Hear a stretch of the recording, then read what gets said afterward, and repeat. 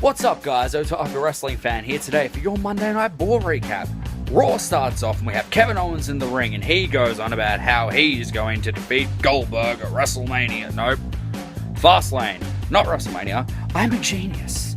He doesn't even give us any indication as to why he attacked Chris Jericho, but I suppose that's not why we all tuned in. We all tune in to see why and how he's going to beat Goldberg and humiliate him in front of his entire family at Fastlane. When we all know that even though this Kevin Owens, this sadistic son of a bitch Kevin Owens, the one that ruins friendships, ruins lives, and ends careers, is going to lose. And that sucks, because this Kevin Owens is the Kevin Owens that we've been wanting on Raw for a while. But I digress. So Kevin goes on about how he's going to show Goldberg's family that there is no such thing as superheroes. Yay! Another person adds family to their promos. We all know how that ended a couple of weeks ago with Seth injuries from Samoa Joe. Good luck, Kevin. You're going to need it. Or in the words of the Italian, you're probably going to be requiesc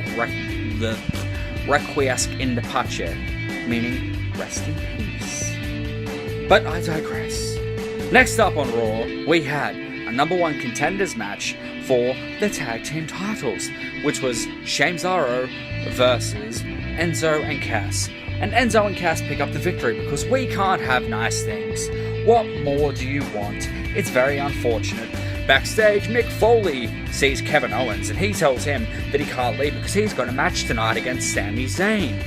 Yay! Let's see how they can improve on this. Okay, that came across as a little bit sarcastic. Pretty much all of the Kevin and Sami matches have been amazing and great. So, that wasn't supposed to sound sarcastic. That was just me being me. Anyway, we then have another backstage segment with Foley in his office, and the club comes in, and Roman Reigns is there, and then the friggin' handicap match from last week gets made again. Oh no, the club's gonna get buried. Jeez. Why can we not have nice things? The match happens when we come back from break, and guess what? Roman gets disqualified, meaning that the club win. Wait, I thought we had to make Roman look strong. But we still do make Roman look strong, because he gets a chair and kills the club. Not really, the club retreat off the thing. But Roman needs to look strong. Remember guys, he's got a match with friggin' Braun Strowman at Fastlane. Brian Kendrick versus Akira Tozawa in the Cruiserweight division doesn't even start because Brian Kendrick decides to beat up Akira Tozawa because he didn't want to be his apprentice. Guys, remember like when the women had really bad feuds and then we found out that if you give them men's feuds, the feuds actually go fairly well? Why don't they do that in the Cruiserweight division? I'm just saying it would probably pay off. Anyway, we had frigging God damn it. Think brain. Think Otaku Wrestling Fan. Use your otaku powers to think of what we had. Ah, there we go. New Day versus Handsome Rusev and Hard Body Mahal. This feud is about ice cream. Yes, an ice cream machine. It has booty juice in the ice cream. Because, you know, the New Day like their booty juice. Guys, let's just reflect here for a minute. Remember when the New Day were tag team champions and had meaningful feuds? And remember when Rusev was US champion and had meaningful feuds? Rusev met his end at Roman Reigns, and the New Day had unfortunately met their end at Shamzaro. And man, didn't that title match last a long time. Those guys. Title match, title run.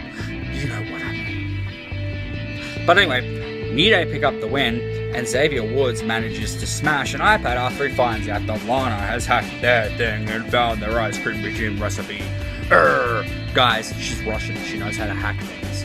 Be careful. Secure your porn stash.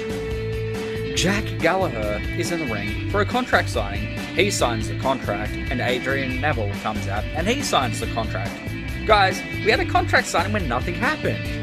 And no, Neville did not chuck his prestigious purple belt into the ring.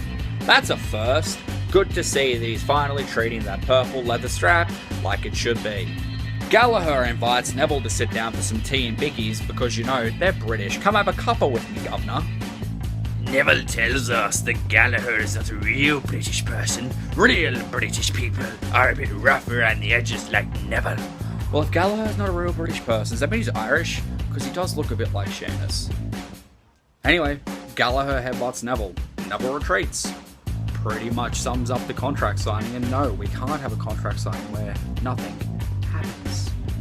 It's just WWE rules. But however, no one went through the table, which is a bit different. A fat bitch pins a jobber bitch when the fat bitch hits her finisher on the jobber bitch, and then the jobber bitch loses. The fat bitch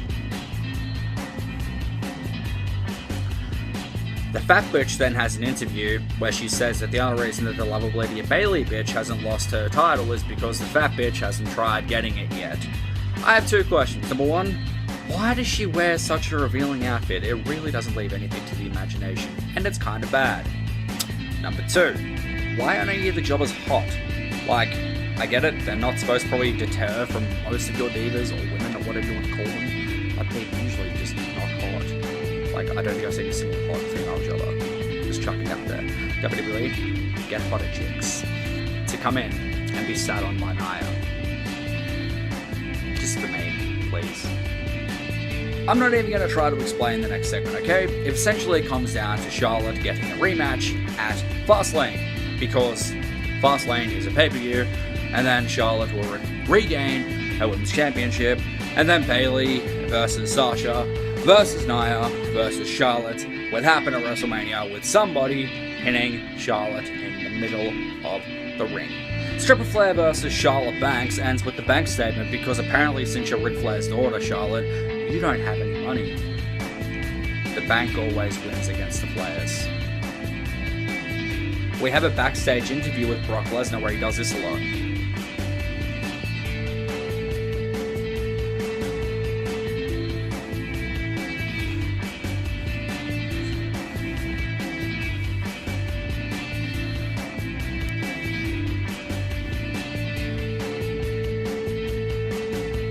Kevin Owens versus Sami Zayn. This should be a good match, or at least it would have been if Samoa Joe didn't calm down, beat the living crap out of Sami Zayn, shock him into the ring. Sami agrees to start the match, and then Kevin squashes Sami.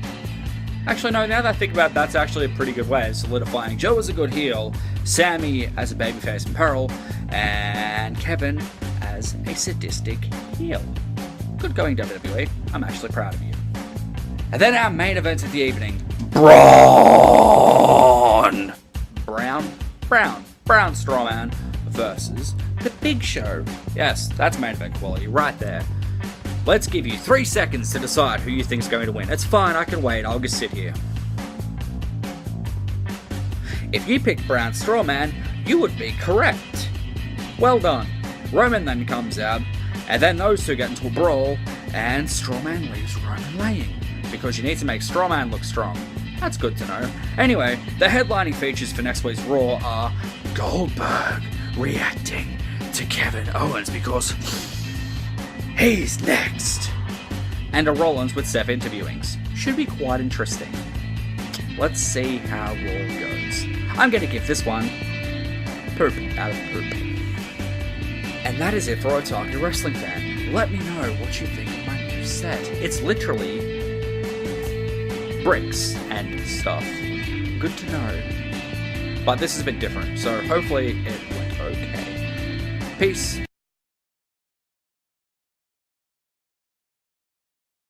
And an interview with Seth Injurings. Or I mean wait, hold on, let's try that again.